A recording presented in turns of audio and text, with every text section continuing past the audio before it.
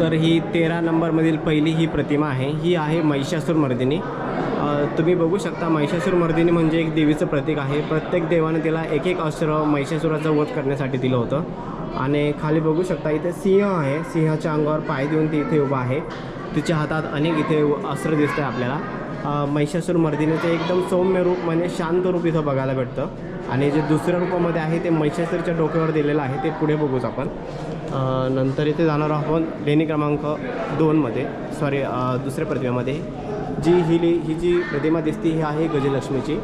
साईडने तुम्ही बघू शकता 2 त्यांचे सेवक उभा आहे आणि गजलक्ष्मी जी उभा आहे ते ती बसलेली आहे एका आसनावर. खाली तुम्ही बघू शकता नागदेवता पूर्ण पाण्यामध्ये आहे, विविध जलदेवता देखील आहे. आणि इथे काय करताय की हे आपल्या हंडाने पाणी भरून वरती देत आहे बघा तिथे. आणि ते गज आहे, गजलक्ष्मी काय म्हणतात की वरती जे हत्ती आहे गज, तर ते देवीच्या अंगावर इथे त्याला स्नान घालतात म्हणून त्याला गजलक्ष्मी म्हणून म्हटलं जातं. तर नंतर जाणार आहे पुढच्या क्यूजमध्ये. हा जो स्टॅच्यू आहे हा वराह अवतारचा आहे. विष्णूंनी वराह अवतार घेऊन नंतर जी भूदेवी आहे, तर राक्षसांनी त्याला एक समुद्रामध्ये टाकलं होतं, भूदेवीला म्हणजे पृथ्वीदेवीला. तर त्या पृथ्वीदेवीला त्यांनी तळामधून म्हणजे समुद्राच्या तळामधून ते काढलेलं एक दृश्य आहे. आणि इथे बघू शकता जे विष्णूने जो अवतार घेतला होता, साक्षात नागाने त्यांना एक सपोर्ट दिला होता की पृथ्वीमधून वर येताना. त्याच्यामुळे इथे बघू शकता नाग आहे. आणि समोर इथे बघू शकता की भूदेवी आहे. भूदेवीने एका हाताने तिथे विष्णूचा जो शिंग आहे त्याला इथं पकडलेला आहे. आणि वराह अवतार आहे त्याने एका हातामध्ये इथे उचललेला आहे, इकडच्या हातामध्ये इथे बघू शकता आपण. तर त्याच्या हातात एक शंख देखील दिसतो आपल्याला.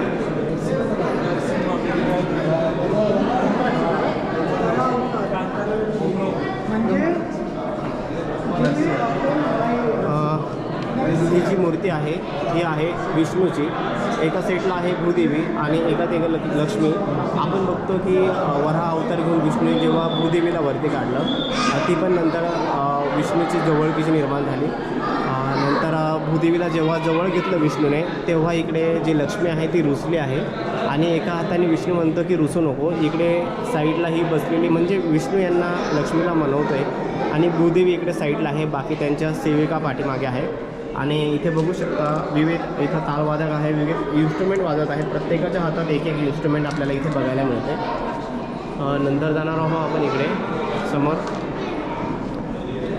समोर गेल्यानंतर इथे विष्णू आणि लक्ष्मीचं एक फक्त लपेटलेलं आहे. आणि इथे पण खाली बघू शकता की वेगवेगळे जे वादक आहे वेगवेगळे इन्स्ट्रुमेंट इथे वाजवत आहे. त्याच्यानंतर जाणार आहोत आपण फ्रंटमध्ये. जे सध्या कोरीव काम आहे, जे बुद्ध लेणीमध्ये बघितलं आहे तेच इथं स्ट्रक्चर आहे. आपण बुद्ध लेणीमध्ये बघतो की 2 साईडला इथे पद्मपाणी आणि वज्रपाणी आहे. त्याच पद्धतीने मूर्ती कोरण्याचं काम केलं आहे. परंतु ही मूर्ती कुणाची आहे अजून माहीत नाही ॲक्च्युली. इथे बघा हा एक अपंग माणूस आहे, त्याला आपण म्हणू शकतो. एक हात त्याचा दुमकलेला आहे, इथे बघू शकतो आपण. आणि तो आपल्या मालकाकडे बघतोय. बुद्ध लेणीमध्ये पण असंच स्कल्पचर त्यांनी कोरीव केलेलं आहे. हा या 16 नंबरचं गर्भगृह आहे. इथे पिंड होतं आहे, म्हणजे पिंड किंवा मग एखादी शिवाची मूर्ती असू शकते. तर ही शक्यतो इथे पिंड किंवा एखादा नंदी असू शकतो. तो आत्तापर्यंत म्हणजे आर्कोलॉजी बघणं ते दुसरीकडे शिफ्ट केलं तर काय केलं अजून कोणाला हे माहीत नाही.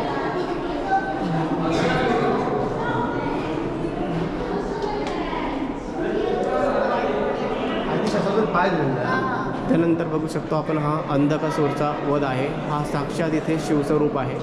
आणि वरती बघू शकतो आपण इथे शिवने अंधकासूरला आपल्या तलवारीवर इथे वरती उचललेला आहे. आणि जी माया आहे काया, जेव्हा असं अंधकासूरचं होतं, जेव्हा रक्त त्याचं पृथ्वीवर पडेल तेव्हा आणखी राक्षस तयार होईल. त्यासाठी तुम्ही बघू शकता तिथे आणखी एक त्यांनी वाटी पकडलेली आहे शिवांनी, की जेणेकरून रक्त पडू नये. आणि जे रक्त खाली पडलेलं आहे इथे कालिका देवी आहे रक्त प्यायला. आणि त्याच्यानंतर इथे बघू शकतो शिवाची तलवार आहे. एका हाताने ते अंधकासूरचा जो राक्षस होता हत्ती, त्याला शिवांनी साक्षात फाडून त्याचं गजचर्म आपल्या पाठीशी पकडले. वरती बघू शकता हत्ती दिसतोय आणि पूर्ण कातडी अंगावर घेतलेली आहे. आणि इथे पण हत्ती बघू शकतो, पायाखाली त्यांनी पूर्ण हत्ती घेतलेला आहे.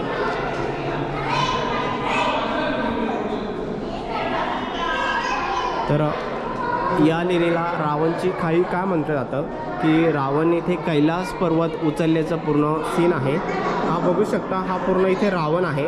रावणचे जे हात दिसत आहेत, हा हात आहे इकडे इथे हात कमी काढले, इथे हाताने त्यांनी बघितलं कैलास पर्वत पूर्ण उचललेला आहे. शिव पार्वती इथे बसलेले आहे, त्यांचे जे सेवक आहे वरती दाखवलेले आहे आणि त्याच्यामुळे याला नाव पडलं की ही रावणची खाई आहे म्हणून. इथे रावणाला 5 डोके आहे, परंतु लेणी क्रमांक 16मध्ये बघू शकतो आपण रावणाला इथे पूर्ण 10 डोके दाखवलेले आहे. तर हा एक छानसा दृश्य इथे आहे.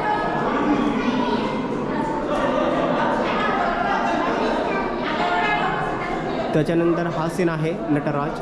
शिव इथे डान्स करत आहे, त्याचे नटराज आहे. बाकीचे लोक देखील इथे वेगवेगळे इन्स्ट्रुमेंट वाजवत आहेत. इथे बघू शकतो आपण काही वादक आहे, हे इन्स्ट्रुमेंट वाजवत आहे आणि शिवाचे वेगवेगळ्या एका हातामध्ये डमरू आहे, एका हातामध्ये त्रिशूल आहे. तर वेगवेगळे इथे इन्स्ट्रुमेंट वाजवत आहे.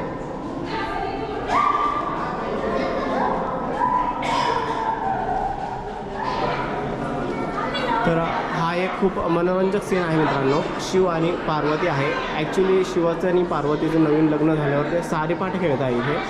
म्हणजे सारीपाट नाही, ॲक्च्युली प्रत्येक हिंदू धर्मामध्ये लग्न झाल्यानंतर त्यांचा काहीतरी दुसऱ्या दिवशी एक कल्चरल प्रोग्राम असतो. त्याच पद्धतीचं हे कल्चरल प्रोग्राम आहे. बाकी सगळे सेवक आहे आणि खाली इथे बघू शकता एक नंदी आहे. तर नंदीसोबत छोटे गण आहेत. गण म्हणजे छोटे छोटे मुलं. तर पलीकडचं बघा मित्रांनो, एक शेपूट ओढतो आहे, एक खांद्यावर बसला आहे, एकाने पाय पकडलं आहे, हा पण पुढील पाय पकडतो आहे. नंतर हे एकाने कान ओढलं आहे, एकाने समोरील पाय घंटी पकडून ओढली. म्हणजे वेगवेगळे काय करतात, हे गण म्हणजे खोडकर मुलं असतात. तर ते खोडकर मुलं दाखवण्याचा इथं प्रयत्न केला आहे. आणि त्यानंतर हे महिषासूर मर्दिनीचं बघितलं होतं आपण. पहिला जो बघितला होता तो शांत रूपी होता. हा म्हणजे रुद्ररूपेमध्ये महिषासूर मर्दिनीचं चित्र आहे. हा महिषासूर म्हणजे बघू शकतो आपण, हा महिषासूर आहे, एका प्राण्याच्या रूपामध्ये दाखवलेला आहे. आणि वरती गजचर्म आहे, तलवारीनं इथे महिषासूरला मारत आहे. हा एक दृश्य आहे. त्याच्यानंतर जाणार हो खूप महत्त्वाचं आहे सप्तमातृका. तर सप्तमातृकेला जाण्यासाठी आपल्याला थोडंसं अंधारातून जावं लागणार. ॲक्च्युली इथे रस्ता बंद केलेला आहे, तरी देखील आपण सप्तमातृका बघण्यासाठी जाऊ मित्रांनो. इथे बघू शकता तुम्ही सप्तमातृका आहे तिकडे. म्हणजे 7 ब्रह्म विष्णू महेश्वरा इंद्र सगळ्यांच्या बायका दिलेल्या आहे. आणि इकडे म्हणजे अंधार असल्यामुळे थोडी एंट्री बंद आहे, पण तुम्ही जर प्रत्यक्षात इथे आला तर खूप छान बघायला भेटेल. मे बी तुम्हाला दिसणार नाही, इथे एंट्री बंद केलेली आहे. तिकडे सप्तमातृका आहे, कालीचे चित्र आहे. म्हणजे जर माणूस मेला तर त्याचा शेवट काय होणार आहे हे दाखवण्याचा इथं प्रयत्न केला आहे. तर मित्रांनो, तुम्हाला ही लेणी क्रमांक 13 रावण की खाई नेमकी कशी वाटली नक्की आपल्याला कमेंटमध्ये सांगा.